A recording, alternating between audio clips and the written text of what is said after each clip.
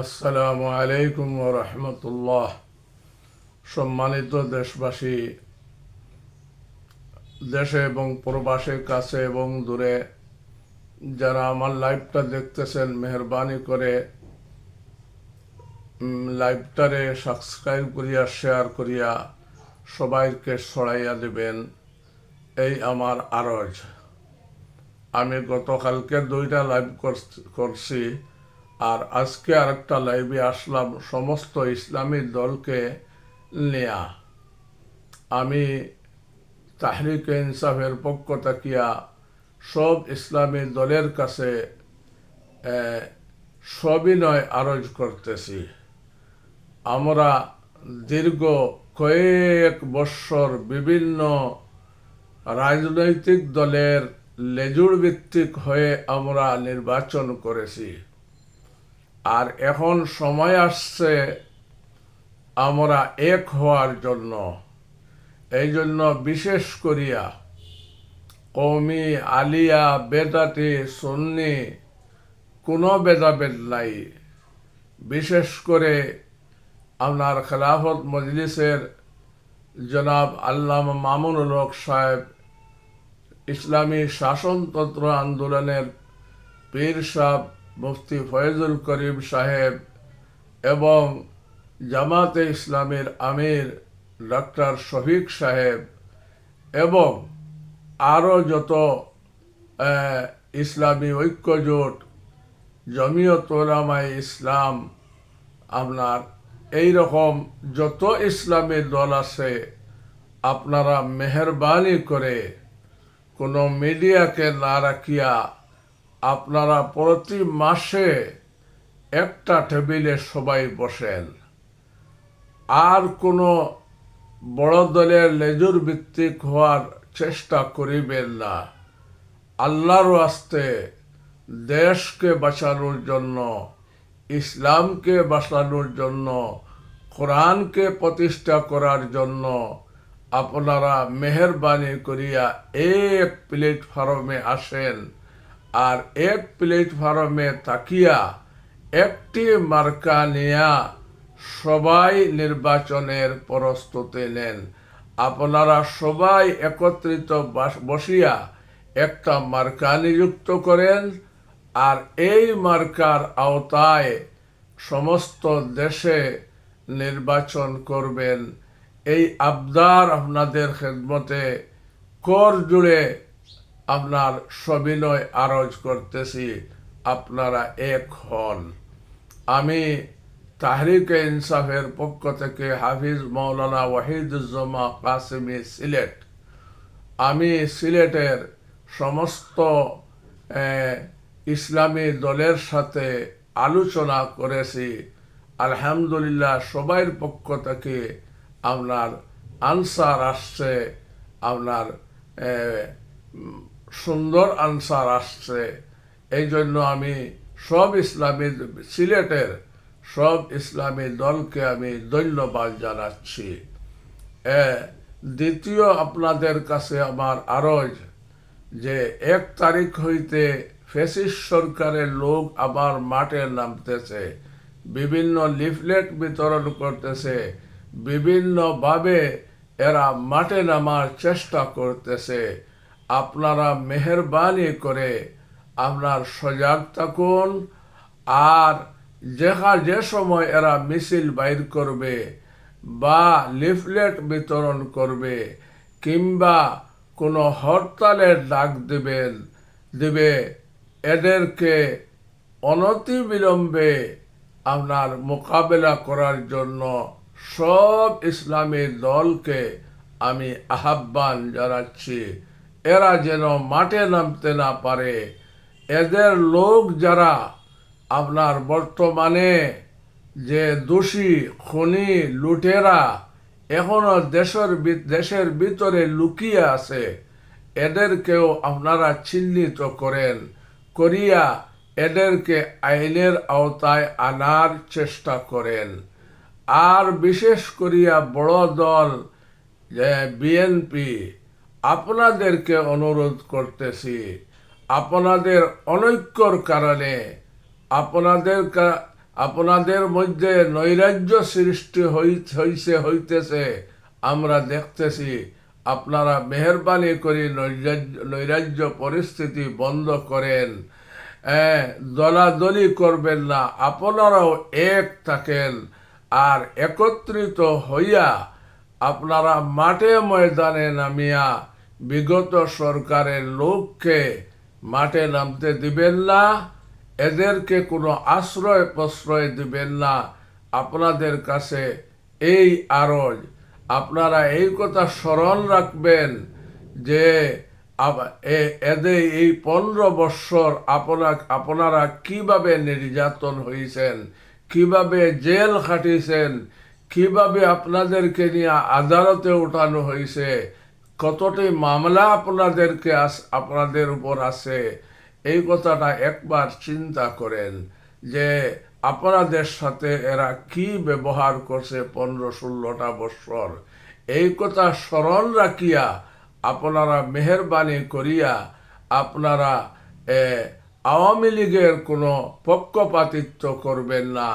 যদি সরকার, বরং সরকারকে আপনারা একটু সরকারের কাছে যান এবং সরকারকে বোঝান যে এদেরকে সম্ভব হইলে এদেরকে নিষিদ্ধ, আওয়ামী লীগদেরকে নিষিদ্ধ করিয়া দেন, যারা এরা আর মাঠে নামতে না পারে।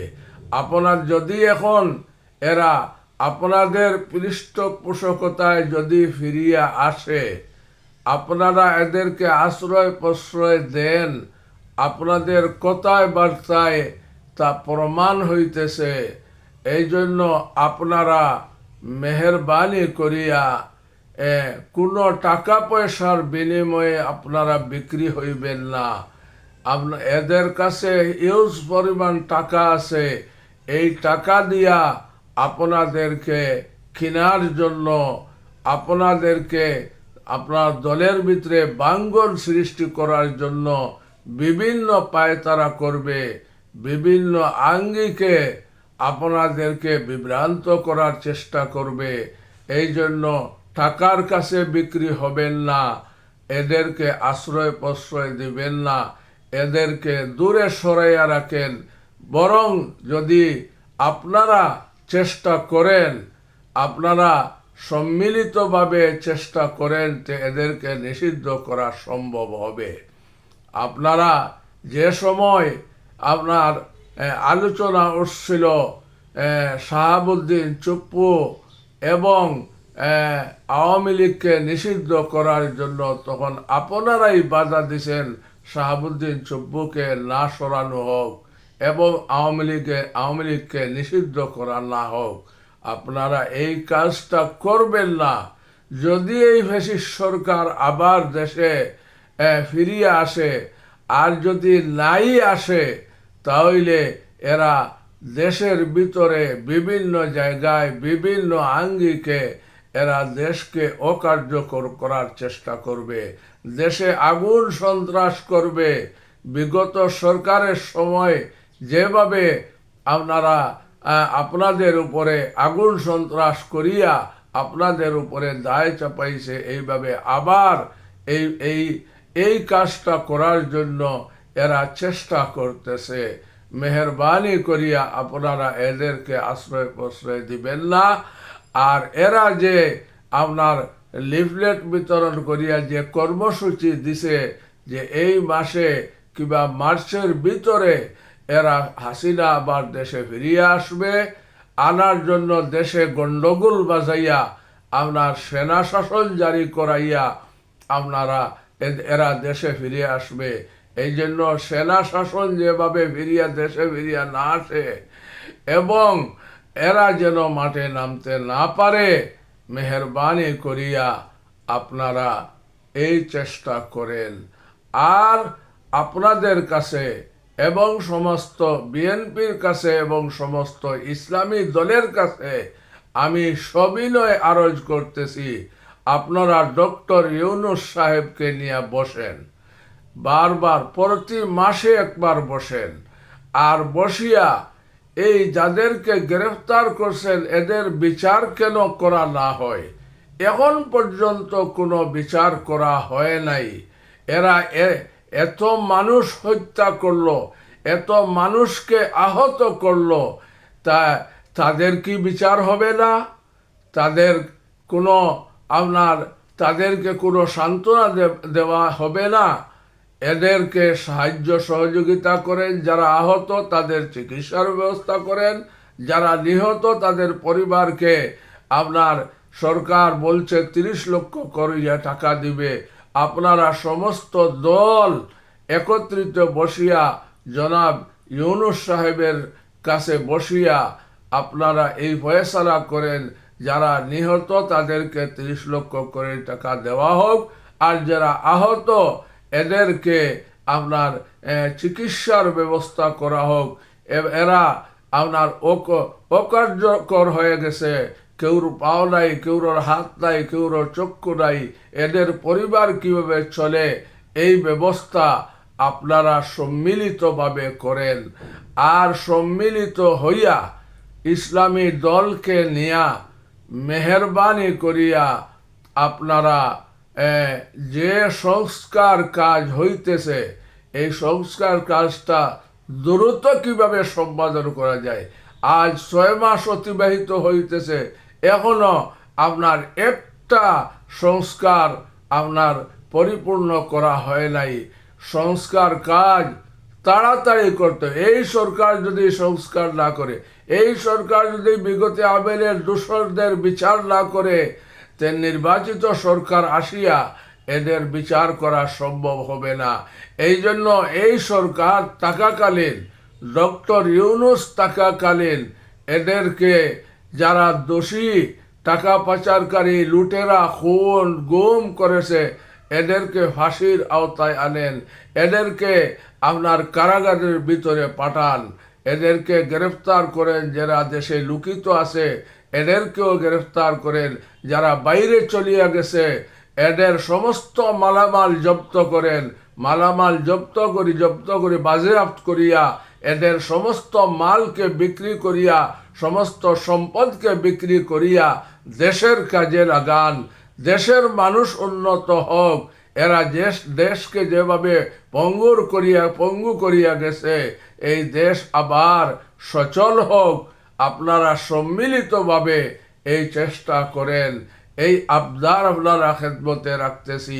আমি গতকালকেও বলেছিলাম যে যারা পুলিশ কর্মকর্তা বিগত সরকারের আমলে বরখাস্ত হয়েছিল, এরা যদি নির্দোষ হয় এদেরকে পুলিশে ভর্তি নিয়োগ দেন।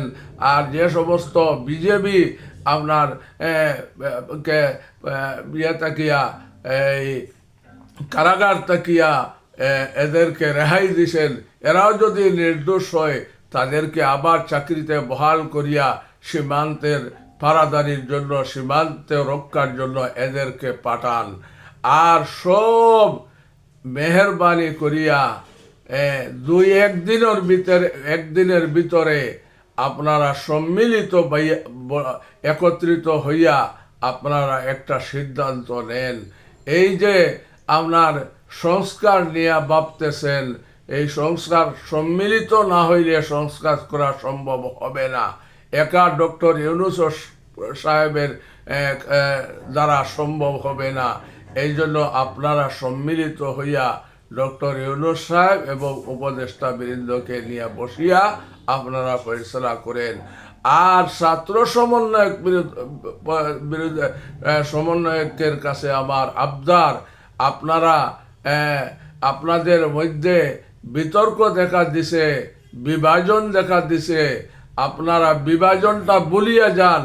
কমাস কম নির্বাচনের আগ পর্যন্ত আপনারা ঐক্য ধারণ করেন। আর ঐক্য ধারণ করিয়া যেভাবে জুলাই আগস্টে আপনারা বিপ্লব সাধন করিয়া এই দেশকে আজাদ করছেন, এই আজাদিটা রক্ষা করার জন্য বিগত সরকারের লোককে মাঠে নামতে দিবেন না। এদেরকে যেখানে পাবেন এখানে নিজের হাতে আইন না তুলিয়া এদেরকে গ্রেফতার করিয়া আইনের হাতে তুলিয়া দিবেন। আপনাদের কাছে এই আবদার রাখিয়া আমি সংক্ষিপ্ত আমার লাইভটারে শেষ করতেছি। যারা দেখতেছেন তাদেরকে ধন্যবাদ জানাইতেছি, আর সাবস্ক্রাইব করিয়া শেয়ার করি ছড়াইয়া দেওয়ার জন্য আমি অনুরোধ জানাচ্ছি। আসসালামু আলাইকুম ওয়া রাহমাতুল্লাহ।